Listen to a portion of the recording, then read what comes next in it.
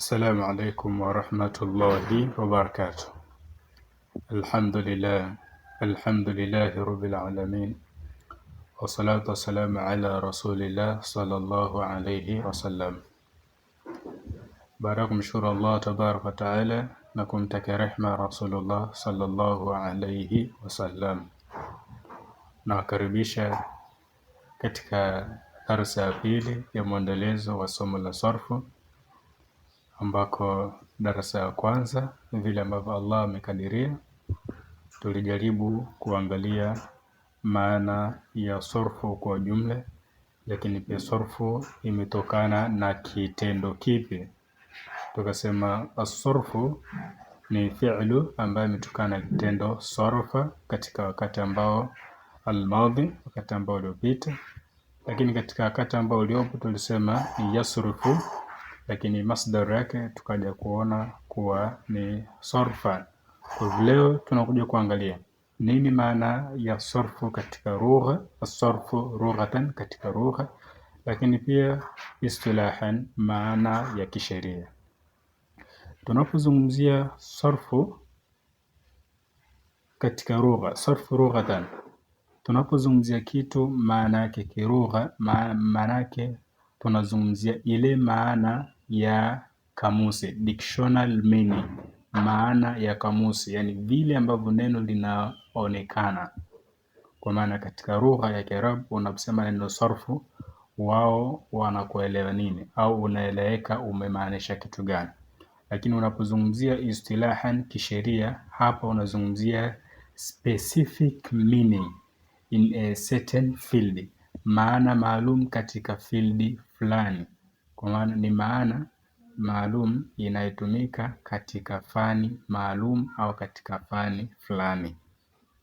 Kwa hivyo tunapozungumzia as-sarfu lughatan, as-sarfu lughatan, as-sarfu lughatan, sarfu kilugha maana yake tunasema at-tahwil ni kubadilisha, wat-taghyir pia maana yake ni kubadilisha. At-tahwil maana yake ni kubadilisha, at-tahwil ni kubadilisha, wat-taghyir maana yake pia ni nini? Ni kubadilisha. Kwa hivyo unapozungumzia sarfu lughatan, mtu anapokuuliza maana sarfu lughatan, maana sarfu kilugha, tamwambia maana yake ni at-tahwil ni kubadilisha, wat-taghyir na at-taghyir pia maana yake ni vile vile ni kubadilisha. Walakin istilahan kisheria, nini maana as-sarfu istilahan kisheria? Sasa kwa maana sasa katika sayansi ya muundo pamoja na uundaji wa maneno tunamaanisha nini tunaposema sarf? Tunasema as-sarf maana yake at-tahwilu, tahwilu ni kubadilisha, tahwilu ni kubadilisha, al-asli al-wahidi, kubadilisha asili moja, al-asli al-wahidi, asili moja. Maana yake ni nini? Ni kubadilisha asili moja ya neno, lile neno ambalo lipo katika asili form,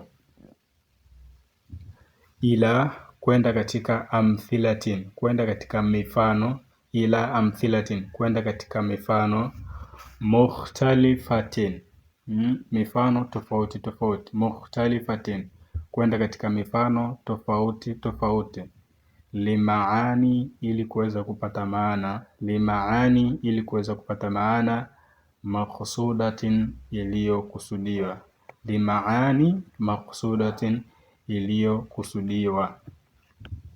Asema la tuhsalu hatuzipati maana hizo, la tuhsalu hatuzipati maana hizo, illa biha isipokuwa kwa kitendo hicho, illa biha isipokuwa kwa kitendo hicho, illa biha isipokuwa kwa kitendo hicho cha kubadilisha badilisha.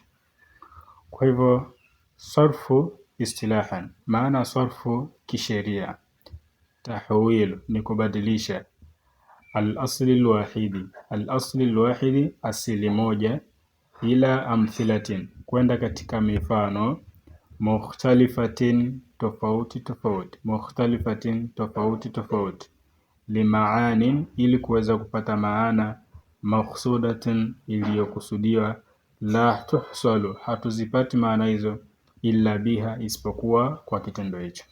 Mfano, tuangalie labda haya maneno hapa ili tuweze kujua. Tunaposema ni kubadilisha asili moja ya neno kwenda katika mifano tofauti tofauti ili kuweza kupata maana iliyokusudiwa. Tuangalie mfano haya maneno hapa. Let's say tuna mfano wa neno sami'a. Sami'a, sami'a kwa maana ya alisikiliza. Sami'a, alisikiliza. Lakini sasa unataka kukusudia msikilizaji, utamtaja nani? Msikilizaji tutasema ni sami'un. Sami'un atakuwa anaitwa sami'un kwa maana nani? Msikilizaji. Lakini tunataka huyu mtu sasa anasikiliza wakati ambao uliopo na unaoendelea, anasikiliza. Sami'a kwa itakuwa ni yasma'u. Itakuwa ni yasma'u kwa maana nini? Anasikiliza. Yasma'u. Unataka sasa kumwamrisha mtu sikiliza, utasemaje? Isma'. Isma', sikiliza, ama sivyo? Kwa hivyo hivyo ndio maana yake, kwa maana ni kubadilisha asili moja. Asili ya neno ni sami'a, lakini unalipeleka katika muundo wa kuambatanisha viambishi tofauti tofauti ili kuweza kupata ile maana ambayo wewe umefanya nini? Umeikusudia. Okay. Lakini pia tutaangalia maudhu'uhu. Maudhu'uhu kwa maana maudhui ya somo hili ni nini? Maudhui ya somo la sarfu ni nini? Kwa maana naposema maudhui ya somo la sarfu ni nini? Je, hii sarfu iliwekwa kwa malengo yapi? Iliwekwa ili itumike kwenye lugha ipi? Kwa hiyo tunasema maudhu'uhu, maudhui ya somo la sarfu al-alfadhu al-arabiyya.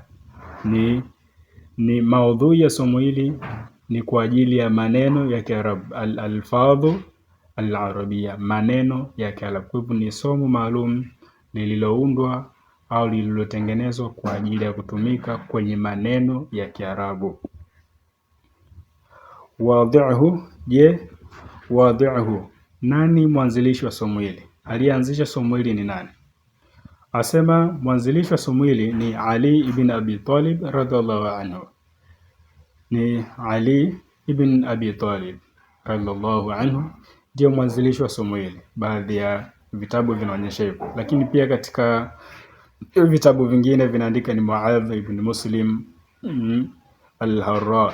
Muadh bin Muslim al-Harra pia vinaandika kwamba ni Muadh pia alikuwa ni miongoni mwa mwanzilishi. Wako wengi, lakini kikubwa ni kujua tu kwa maana wadhi'uhu maana yake ni kwa maana mwanzilishi. Waanzilishi wa somo ni kina nani? Ali ibn Abi Talib. Wako na wengine wengi tofauti na Muadh ibn Muslim al-Harra. Je, thamaratahu, thamaratahu, nini faida ya somo hili? Thamaratahu kwa maana ya faida la somo la sarf. Faida ya somo la sarf. Thamaratahu, faida yake. Faida yake tunasema sawnul lisan. Sawnul lisani, sawnu ni kuulinda au kuukinga, al-lisani, ulimi. Sawnul lisani ni kuulinda au kuukinga ulimi, anil khata'i, kutoka katika nini? Makosa. Anil khata'i, kutokana na makosa, fil mufradati, fil mufradati, katika lugha nini? Ya Kiarabu au katika maneno ya Kiarabu. Hiyo kitu cha kwanza. Wa muraatu, na kuchunga. Wa muraatu, na kuchunga, kanuni lugha, kanuni za lugha. Kanuni lugha, kanuni za lugha, fil kitabati, katika kufanya nini? Katika kuandika. Kanuni lugha, kanuni za lugha, fil kitabati, katika kuandika. Kwa hivyo thamaratahu, umuhimu wa somo la sarfu ni sawnul lisani, ni kuchunga ulimi, anil khata'i, kutoka katika makosa, fil mufradati, katika maneno ya Kiarabu, wa muraatu, na kuchunga, kanuni lugha, kanuni za lugha, fil kitabati, katika kufanya nini? Katika kuandika. Kwa hivyo leo insha Allah tutaishia hapo. Darasa inayokuja insha Allah biidhnillah tutaanza kuangalia aqsabul kalima fi lughati al-arabia, mgawanyiko wa maneno au aina za maneno katika lugha ya Kiarabu.